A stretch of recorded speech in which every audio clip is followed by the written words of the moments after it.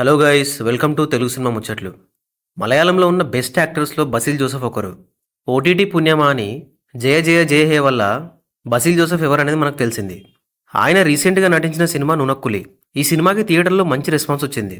దృశ్యం, నేరు లాంటి థ్రిల్లర్స్ని డైరెక్ట్ చేసిన జీతూ జోసెఫ్ ఈ సినిమాని డైరెక్ట్ చేశారు. ఈ సినిమా ఇప్పుడు జీ5లో స్ట్రీమ్ అవుతుంది అండ్ తెలుగువాడలో కూడా ఉంది. మరి ఇంకా లేట్ చేయకుండా ఈ సినిమా ఎలా ఉందనేది రివ్యూలో చూద్దాం. బేసిక్ స్టోరీ ఏంటంటే ఏబీ వాళ్ళ ఫాదర్ కంపెనీకి ఎండి. ఒకరోజు తన కంపెనీలో ఇన్కమ్ ట్యాక్స్ రైడ్ జరుగుతుంది. ఆ ప్రాసెస్లో ఏబీ పర్సనల్ ల్యాప్టాప్ని తీసుకెళ్లిపోతారు. అయితే ఆ ల్యాప్టాప్లో ఏబీ పర్సనల్ ఇన్ఫర్మేషన్ ఉంటుంది. దీంతో ఎలాగైనా ల్యాప్టాప్ని తీసుకోవాలని బయలుదేరుతాడు. కానీ అనుకోకుండా చాలా ప్రాబ్లమ్స్లో ఇరుక్కుంటాడు.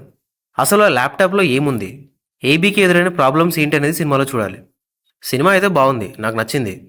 ఎందుకు అనేది డీటెయిల్గా మాట్లాడుకుందాం. కామెడీ సినిమాలకి ఒక అడ్వాంటేజ్ ఉంటుంది. స్టోరీ సరిగా లేకున్నా కూడా, లేదా స్టోరీ చాలా సింపుల్గా రొటీన్గా ఉన్నా కూడా కామెడీ బాగుంటే సినిమా హిట్ అయిపోతుంది. ఈ నునక్కులిలో కూడా స్టోరీ వైజ్ చూసుకుంటే చాలా సింపుల్ స్టోరీ, కానీ కామెడీ చాలా బాగా వర్కౌట్ అయింది. 2 అవర్స్ రన్ టైం ఉంటుంది అండ్ 2 అవర్స్ నవ్వుతూనే ఉంటాం. బసిల్ జోసెఫ్ ఉన్నాడు అంటే మినిమం కామెడీ ఉంటుందని ఒక స్టాంప్ అయితే పడిపోయింది. కానీ ఈసారి బసిల్ జోసెఫ్తో పాటు చాలామంది బ్రిలియంట్గా కామెడీ పండించారు. ఫస్ట్ హాఫ్ ఎక్కడా టైం వేస్ట్ చేయకుండా కథలోకి వెళ్ళిపోతుంది. ల్యాప్టాప్ తీసుకోవడానికి బసిల్ జోసెఫ్ వెళ్ళడం, అనుకోకుండా ఒక ప్రాబ్లంలో ఇరుక్కోవడం, ఆ తర్వాత వచ్చే కామెడీ బాగా నవ్విస్తుంది. బసిల్ జోసెఫ్ ట్రాక్తో పాటు ప్యారల్గా ఇంకో ట్రాక్ కూడా నడుస్తుంది. అందులో సిద్దికి చేసే కామెడీ కూడా నెక్స్ట్ లెవెల్ ఉంటుంది. ఇలా ఫస్ట్ హాఫ్ అంతా ఎక్కడా బోర్ కొట్టకుండా అలా సరదాగా అయిపోతుంది.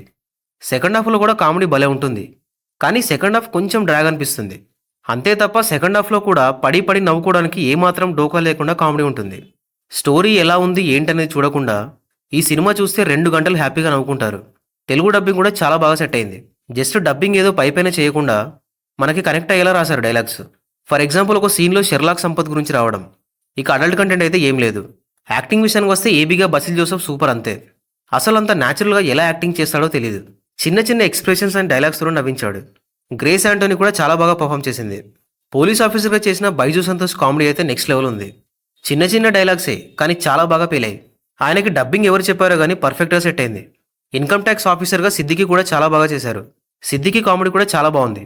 మనోజ్ కే జయన్, బిన్ను పప్పు అండ్ అల్తాఫ్ సలీం కూడా బాగా చేశారు. నిఖిలా విమల్ అండ్ సైజు కురూప్లకి స్క్రీన్ టైం చాలా తక్కువ ఉంది. ఇక మిగతా యాక్టర్స్ అంతా ఓకే. టెక్నికల్గా మూవీ బాగానే ఉంది. తక్కువ బడ్జెట్లో చాలా నీట్గా తీశారు. సినిమాటోగ్రఫీ కూడా నీట్గా బాగుంది. బ్యాక్గ్రౌండ్ స్కోర్ సినిమా టోన్కి తగ్గట్టు పర్ఫెక్ట్గా సెట్ అయింది. Director Jeethu Joseph. ఈయన మనకి దృశ్యం ద్వారా తెలుసు. దృశ్యం తర్వాత కూడా థ్రిల్లర్సే ఎక్కువగా చేశారు. అందువల్ల ఒక బ్రాండ్ పడిపోయింది. అలాంటిది జీతూ జోసెఫ్ నుంచి ఇలాంటి అవుట్ అండ్ అవుట్ కామెడీ అయితే అస్సలు ఎక్స్పెక్ట్ చేయలేదు. స్టోరీగా చూసుకుంటే సినిమా అంతేం ఉండదు, సింపుల్ స్టోరీనే. కానీ కామెడీ వల్ల అవన్నీ మర్చిపోయేలా చేశాడు. రైటింగ్ బాగుంది. అంటే సిచ్యువేషనల్ కామెడీని జనరేట్ చేయడానికి క్రియేట్ చేసిన సీన్స్ అన్నీ చాలా న్యాచురల్గా బాగున్నాయి. అసలు సినిమాలో ఏ ఒక్క సీన్ కూడా స్టోరీకి సంబంధం లేదు అనిపించేలా లేదు. క్యాస్టింగ్ అయితే చాలా బాగా చూస్ చేసుకున్నాడు. ఫైనల్గా నునక్కులి లాఫ్టర్ రైడ్ అంతే. స్టోరీ ఎలా ఉంది ఏంటనేది పట్టించుకోకుండా ఒక 2 గంటలు నవ్వుకోవడానికి సినిమా చూసేయండి. ఈ రివ్యూ నచ్చితే ఒక లైక్ కొట్టి మా ఛానల్కి సబ్స్క్రైబ్ చేసుకోవడం మాత్రం మర్చిపోకండి. అండ్ ఈ సినిమా చూసాక మీకేమనిపించిందో కమెంట్స్లో చెప్పండి. Thank you for watching this video.